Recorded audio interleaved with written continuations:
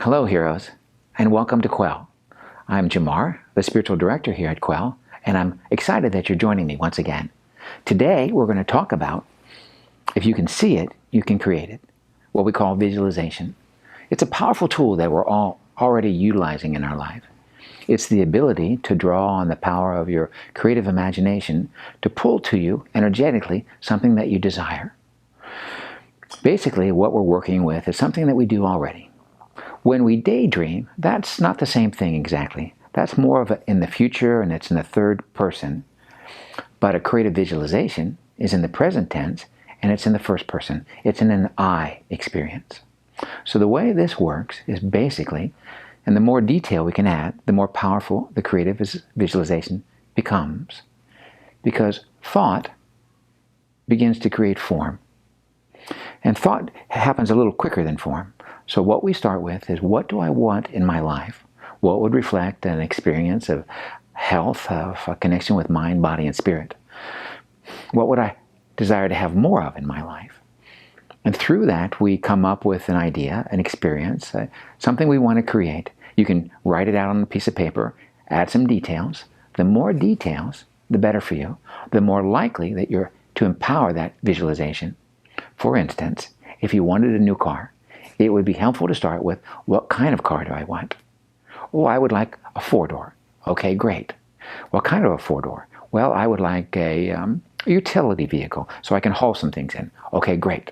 And do you have a particular color in mind? Do you have a make and or model? The more details that you can begin to add into your visualization, the more you'll empower it to draw to you. It's a magnetic pull that you're sending out to the universe. It's not a matter of worthiness. This isn't, if I'm worthy, then I get a chance to create and or draw things to me. It's more of an understanding of the practice of investing your energy in thought form that supports the unfolding of your life to create the dreams that you want. Now, you can't use creative visualization on another person. You can't necessarily affect another person's behavior. But you can create opportunities as, for instance, seeing yourself moving into a job interview and flowing through that with a sense of ease or grace.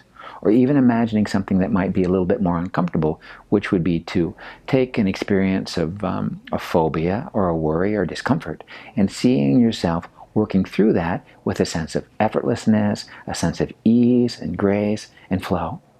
For instance, if it was uncomfortable for you to step onto an elevator, for instance, you could see the doors opening and you could see yourself entering the elevator with a sense of unhurriedness, a sense of calm and peace. And imagine that and a sense of spaciousness, and riding it up the floor and then getting off at your favorite ice cream shop and or store that you enjoy.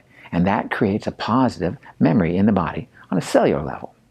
Now, creative visualization can be used for a lot of different things, primarily to draw and or invite something into your life that you've identified, and then to send out that thought form in an attempt to draw it or invite it to you.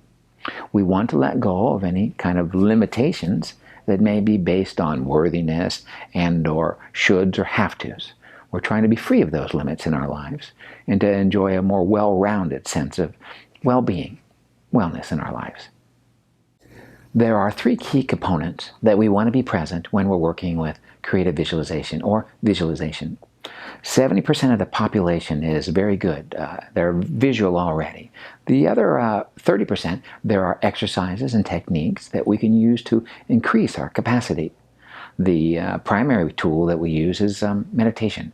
It's a reflection of what we call your third eye or your sixth chakra. And that's the tool we use to bring more elevation and or expansion in the area of one's life. Things that are visual in nature, in the details that you see in your day-to-day life. There are three things that, as I mentioned earlier, that you want to pull forward. You're going to need desire, you're going to have belief, and acceptance. So the desire part, that comes easy and naturally. What is it that I desire most? What is it that I choose to have in my life? So with those three items, desire, belief, and acceptance, the desire comes easy. Those are the things that I would like to draw to me. Those are easy to identify, but it's helpful to bring more clarity. The belief part is allowing yourself to imagine that you're worthy of that because you are 100%. And then the acceptance is allowing that to come to you. That it's not something that's earned and or It's not a reflection of worth. We want to take that completely out of the equation and just have it be about the signals that you're sending out to the universe. The universe doesn't have a preference. Now, how do we apply that to our daily well-being, to our relationship with our physical self? Already a lot of the sports teams will use, when there is an injury and one of their key players is pulled out, the opportunity for that player to imagine them doing the thing that they get paid to do. And if they're out of commission because, let's say, they've damaged a knee, they've got a challenge with the knee, and now they won't be able to do that thing that they do so well, what they have the player do is imagine themselves doing that thing repeatedly, and that sends a signal to the body, a muscle memory around it. So we can use the visualization in that respect. That's one tool, or one way we might be able to use it. You can also use it more specifically if there are areas of imbalance, and that's what we'll call disease today, an imbalance in your body, some confusion that's manifested in a physical form. So what we want to do is bring a higher vibration into that area. You might use words that you see that are words of, see the word pain, P-A-I-N, leave your body if there's a discomfort there.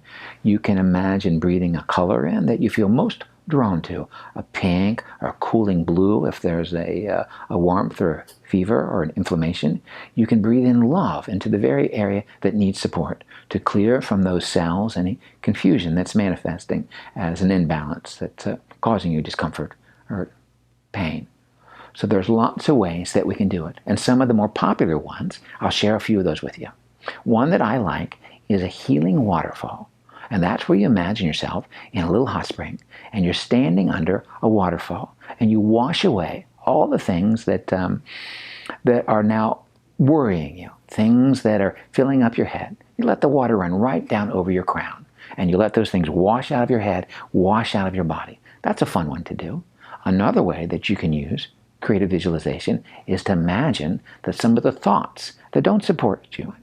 You can use a treasure map and have health be the goal.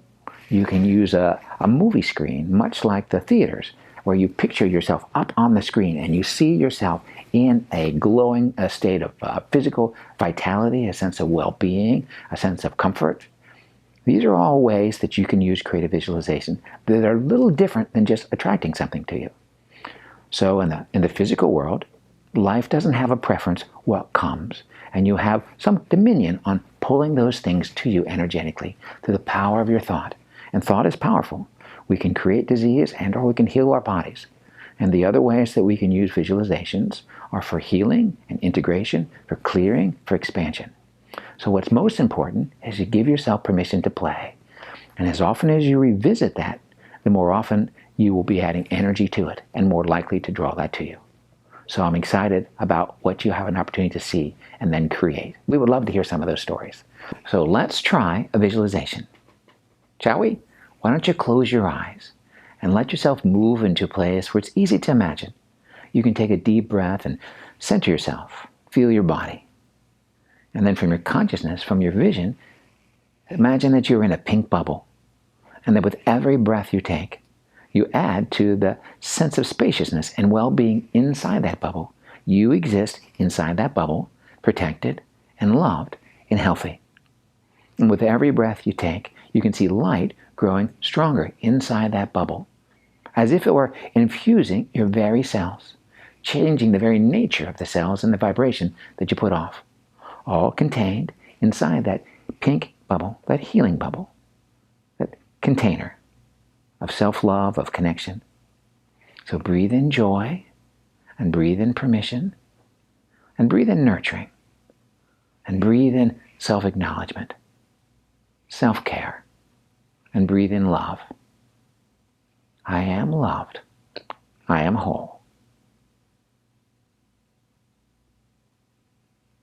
And then we'll end our visualization and just take another breath as you transition. And then when you're ready, we'll open our eyes and see if you notice that you feel different. You feel expanded or connected, more present to yourself, open to the opportunities that life is waiting to serve up. If you can imagine it, if you can see it, you can create it. So to heal and to feel and to be proud. Hero is courage, and the hero is you.